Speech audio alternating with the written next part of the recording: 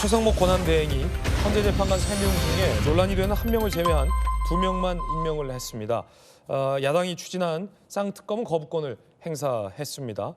자, 최상목 권한대행의 이야기 들어보시죠.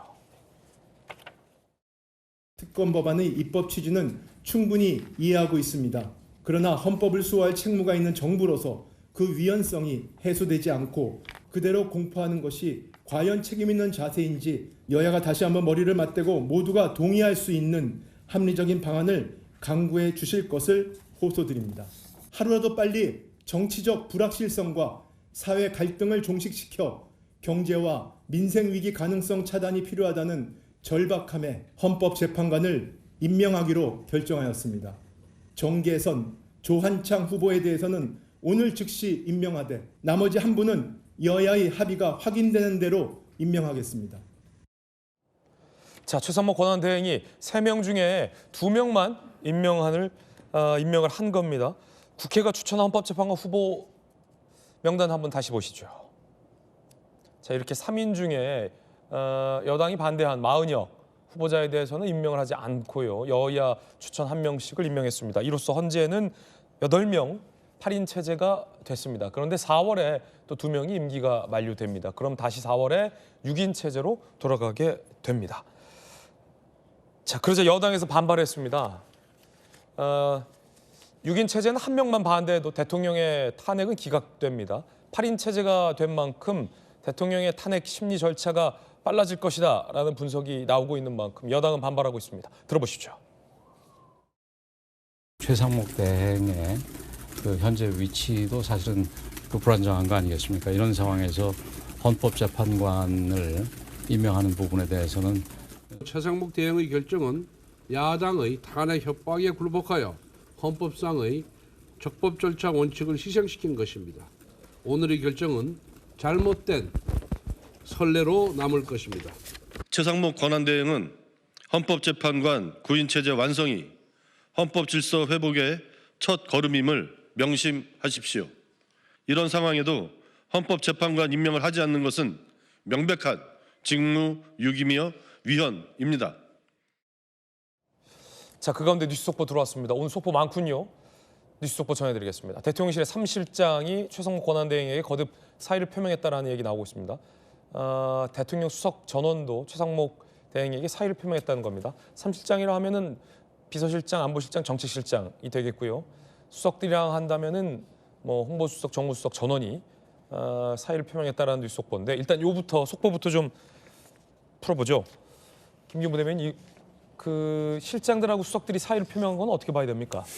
지금 최상목 권한대행의 대행이라고 하지 않습니까? 실질적으로 대통령의 역할을 지금 임시적으로 하고 있는데 어제 제가 뭐 자세한 내용을 모르겠어서 짐작을 해본다면 어제 그 최상목 권한대행이 했던 임명, 헌법재판관 임명에 대해서 이 부분에 대해서 좀 문제를 제기하는 것 같습니다. 그렇군요. 그런 부분에 대해서 대통령실과의 어떤 교감이나 그런 부분이 없고 그러니까 결국은 그렇습니다. 그러니까 권한 대행의 대행이기 때문에 역할이 굉장히 제한적이지 않습니까? 그리고 지금의 상황이 뭐냐면 재판관을 임명함으로써 국회에서 탄핵 소추했는데 그분들이 추천한 사람들이 소위 말한 표를 행사할 수 있는 상황이기 때문에 이게 과연 맞을 것인가, 상권 분립에 맞고 이게 정당한 것인가에 대한 어떤 회의가 있었습니다. 그걸 바라보는 국민들의 시선이 있었는데 그런 부분에 대해서 뭔가 어떤 교감이나 어떤 논의 없이 조금 최상목 대대행이 이 부분을 좀 한 부분에 대해서 문제가 있다는 것을 좀 말씀드리고 싶은 그런 어떤 메시지라고 보고 또 하나는 뭐냐면 지금의 탄핵이 일상화되지 않았습니까? 탄핵이라 하면 굉장히 불가피해서 하는 건데 야당의 탄핵은 그게 일상화됐다는 게 형용 모순입니다. 결국은 지금 대한민국이 추락하고 있으면서 메이데이를 외치고 있는데 지금 이재명 대표 같은 경우는 한덕수 권한대행 탄핵시킬 때 본회의장에서 좀 웃는 모습이 보이지 않았습니까? 그러니까 결국 그런 모습을 봤을 때 탄핵과 탄핵으로 이어지는 지금의 전국적인 혼란에 있을 때 원칙을 지키면서 그 탄핵의 고리를 끊어야 되는데 본인이 탄핵을 막기 위해서 어떻게 보면 좀 물러섰다. 야당의 어떤 힘의 논리에 굴복했다 그런 측면이 있어서 그런 부분에 대한 좀 항의의 표시가 아닐까 싶습니다. 그렇군요. 자, 성춘 부의장은 어떻게 봅니까? 좀 비겁한 행태라고 봅니다. 지금 자꾸 적법한 절차 뭐 이런 것들을 이야기하시는데 대한민국 아까 그 윤곽근 변호인도 그런 얘기했죠. 대한민국 법치주의 국가입니다. 법치주의라 함은 법대로 하자는 거 아닙니까? 그리고 이 위정자들이 정치인들이 법에 있는 대로만 권한 행사를 하라. 그 정치인들을 제한하기 위한 것이 법치주의를 얘기한 건데요. 법치주의를 파괴한 사람은 윤석열 대통령이라는 말씀을 일단 드리고 싶고 법치주의에 따라서 뭔가 절차를 진행할 때 적법한 절차에 대한 이견이 있을 때 대한민국에서는 그거에 대한 판단을 내려주는 게 어디입니까? 사법부입니다.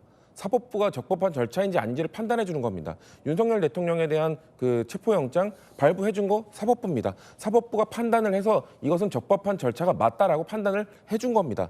그리고 지금 최상목 권한대행이 헌법재판관 3인을 임명한 게 적법한 절차가 아니다. 그거에 항의하는 걸로 사퇴를 했다. 그거에 대해서 또 이것이 적법한지 아닌지 판단을 내려줄 수 있는 것은 국민의힘도 아니고요. 민주당도 아니고요. 윤석열 대통령도 아니고요. 비서실장도 아닙니다. 사법부입니다. 사법부가 대법원과 헌법재판소 모두 이거에 대해서는 권한대행이 임명을 해도 된다라고 판단을 내려줬습니다. 그러면 임명을 하는 것이 순리고요. 이것이 적법한 절차인 겁니다. 도대체 뭐가 적법한 절차가 아니라는 거죠? 이것이 적법한 절차가 아니라고 말하는 분들은 이 대한민국의 법치주의, 이 헌법에서 정하고 있는 사법부에게 그 부여된 권한을 부정하는 사람들이라고 좀 말할 수밖에 없고요. 그렇기 때문에 이거에 대해서 항의하는 뜻으로 사퇴를 한다? 저는 대통령을 끝까지 이 기상경을 맞지 못한 이 보좌하는 사람들이 끝까지 무책임한 모습을 보이고 있는 것뿐이고 최성목 권한대행에 대해서 무슨 뭐 야당이 이 탄핵 협박에 굴복했다? 저는 최성목 권한대행이야말로 물론 1인을 임명 안 한 거에 대해서는 민주당은 계속해서 비판하고 싸우겠지만 적법한 절차에 따라서 진행을 한 것뿐이다. 그렇기 때문에 저는 이 비서실장을 비롯 3실장을 비롯한 수석 비서관들의 전원 사의 표명에 대해서 국민들이 과연 당신들을 어떻게 평가할 것인지 되돌아보길 바란다라고 경고를 하고 싶습니다. 네. 자, 8인 체제가 된 만큼 헌재의 산적한 탄핵 심판에 대한 절차도 이루어질 수 있을지 쟁점입니다. 많이도 탄핵했어요. 적법하다고 하셨지만 야당이 참 많이도 탄핵을 하긴 했습니다. 대통령, 국무총리, 법무장관, 감사원장, 중앙지검장, 검사, 방통위원장, 경찰청장까지. 산적한 탄핵 심판, 헌재의 숙제가 참 많아 보입니다. 이 대통령의 계엄에 대한 판단도 국민들이 하시겠지만 야당의 이 같은 연쇄 탄핵에 대한 판단도 국민들이 하시리라 생각이 됩니다. 관건은 이제 헌재재판관이 8인 체제가 됐어요. 4월에 2명의 헌재재판관의 임기가 또 만료돼서 4월이면 또 6인 체제로 돌아가면 똑같이 한 명이 반대하면 기각이 되기 때문에 헌재의 입장은 6인 체제로서 이 대통령의 탄핵 여부를 결정하기는 좀 부담스럽다라는 입장으로 전해지고 있는데 그렇다면 4월 전에 이 대통령에 대한 탄핵 여부를 결론 낼지 못할지 이게 지금 관건인 것 같은데 전주현 의원님. 물론 국가적으로 굉장히 중요한 사건이기 때문에 이제 신속 재판을 할 필요는 있다고 봅니다. 헌재에서도 신속하게 재판을 하겠다. 다른 사건들보다 더 빨리 심리를 하겠다. 지금 이런 의견을 밝히고 있습니다. 다만 이 헌법재판소의 재판이라는 것은 단심입니다. 그러니까 예를 들어서 이재명 민주당 대표가 받고 있는 이 형사재판은 1심, 2심, 3심. 그렇기 때문에 위증교사 사건도 기소되고 나서 1년 1개월이 걸렸고요. 네. 공직선거법 사건 같은 경우 1심 마치는데 2년 2개월이 걸렸습니다.